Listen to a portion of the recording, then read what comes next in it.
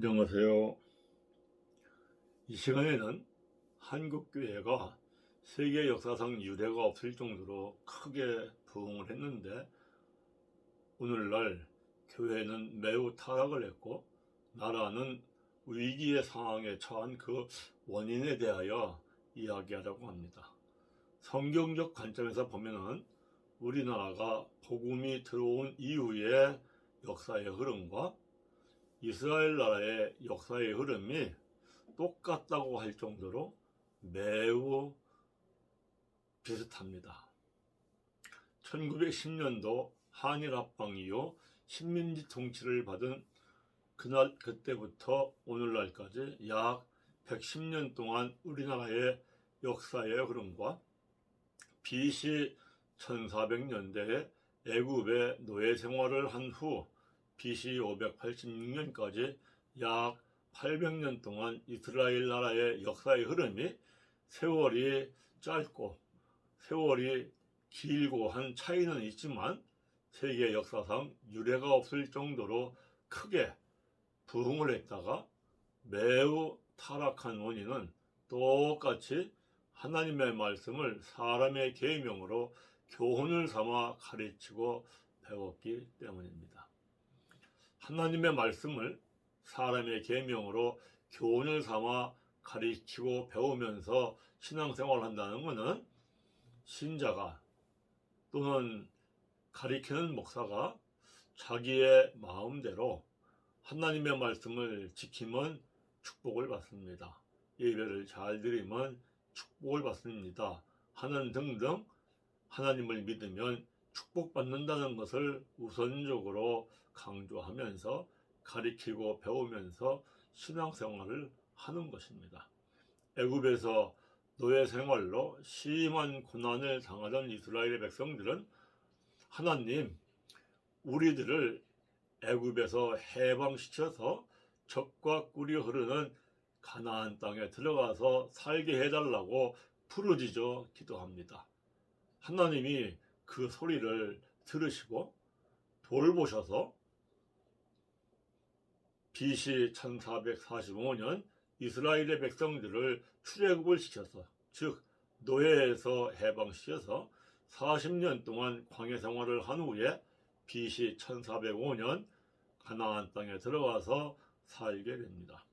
이스라엘 나라는 혼란스러운 사사기 시대를 거쳐서 사도행전 2장 25절의 말씀처럼 항상 주님과 함께하는 다윗왕 시대에는 영적으로나 육적으로나 매우 강성한 나라로 자리를 잡습니다. 그러나 솔로몬 왕은 하나님의 말씀을 사람의 계명으로 교훈을 삼아 신앙생활을 한 전형적인 사람입니다. 지난번에 말씀을 드렸지만 한 번 더 깊이 생각하기 위하여서 더 말씀을 드린다면, 솔로몬 왕은 죄를 사함받는 번제를 드리는데 그것도 1000번이나 번제를 드리면서 한 번도 죄를 깨닫고 회개하고 죄를 사함받는 제사를 드리지 않습니다. 자기 마음대로 오직 송사를 듣고 분별하는 지혜, 이것을 박윤선 목사님은 정치적 지혜라고 합니다. 솔로몬 왕은 정치적인 지혜를 구합니다. 하나님께서 솔로몬에게 정치적 지혜를 줍니다. 그래서 솔로몬 왕은 전무후무한 부강한 나라를 세우고 전무후무한 부귀영화를 누립니다. 그러나 솔로몬 왕은 처첩을 1000명이나 거느리고 살 정도로 전무후무하게 타락합니다. 세계 역사상 왕이 1000명의 처첩을 거느리고 산 사람은 아무도 없습니다. 그 정도로 솔로몬은 타락을 합니다.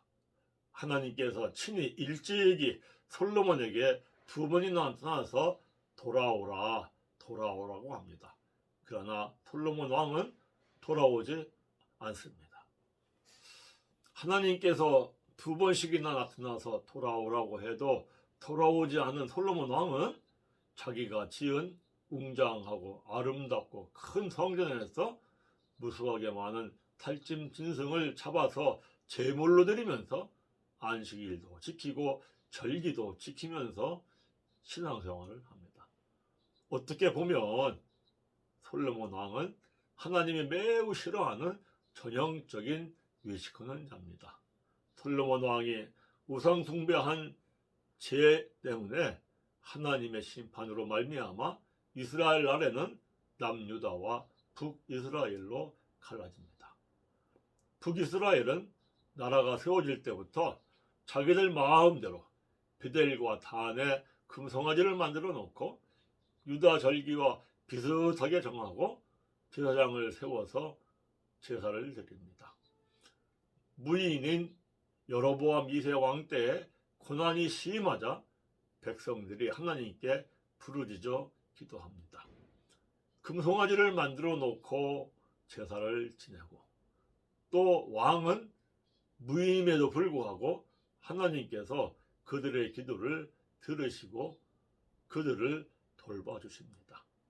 그 당시 중동 지역의 그 정세가 이스라엘에게 매우 유리하게 형성이 되고 하나님이 여로보암 2세 왕의 손을 통하여서 이스라엘의 영토를 하마너기부터 아라바 바다까지 확장시켜 주므로 매우 부강한 나라가 됩니다.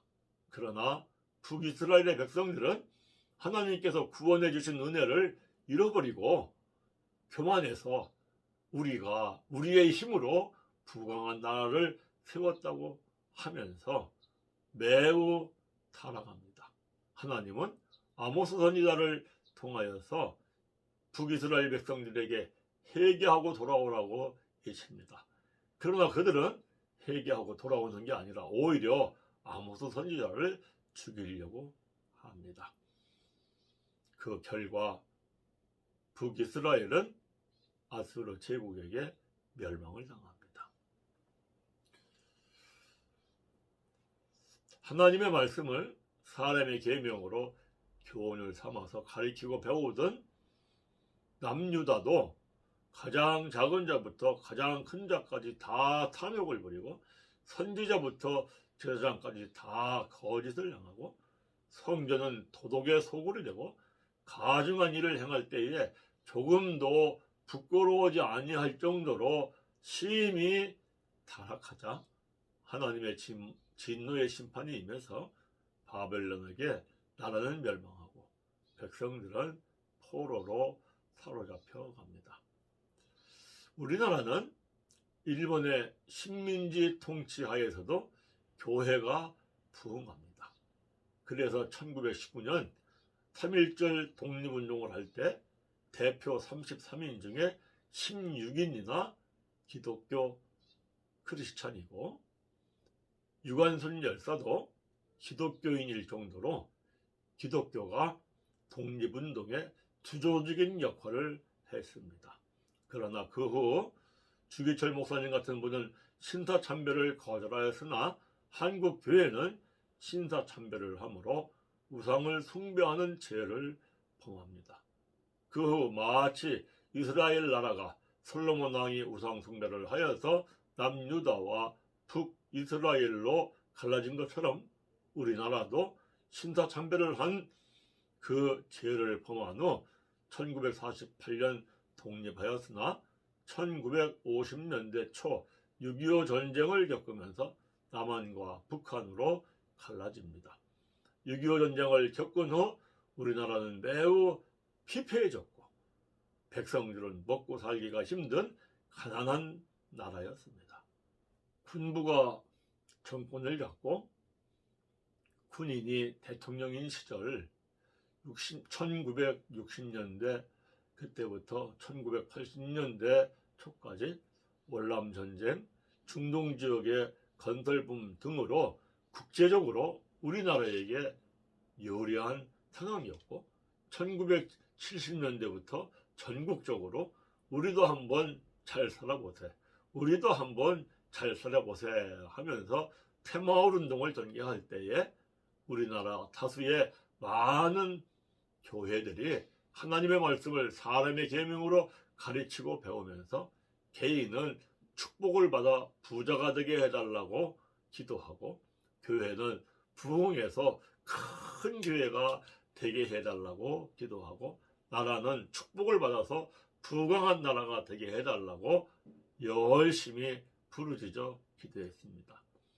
그 시절에는 금요일 밤 평창동 뒷산에 기도하러 늦게 올라가면 앉을 자리가 없어서 그냥 돌아올 정도였으니까 많은 사람들이 자기 개인을 위하여서, 또 교회의 큰 부흥을 위하여서, 또 부강한 나라가 되게 해달라고 하나님 앞에 많이 부르짖어 기도했습니다.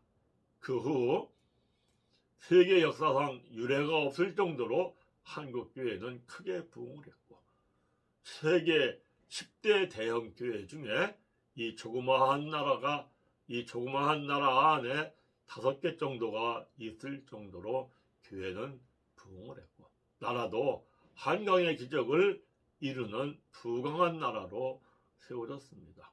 그러나 오늘날 나타난 현상은 우리나라가 우리들의 능력으로 잘 살게 되었다고 하는 교만함과, 동방의 에이즈비라고 불렀던 우리나라가 오늘날 이혼율이 세계에 1위내 2위내 하면서 타락의 상징인 동성연애가 활개를 칩니다.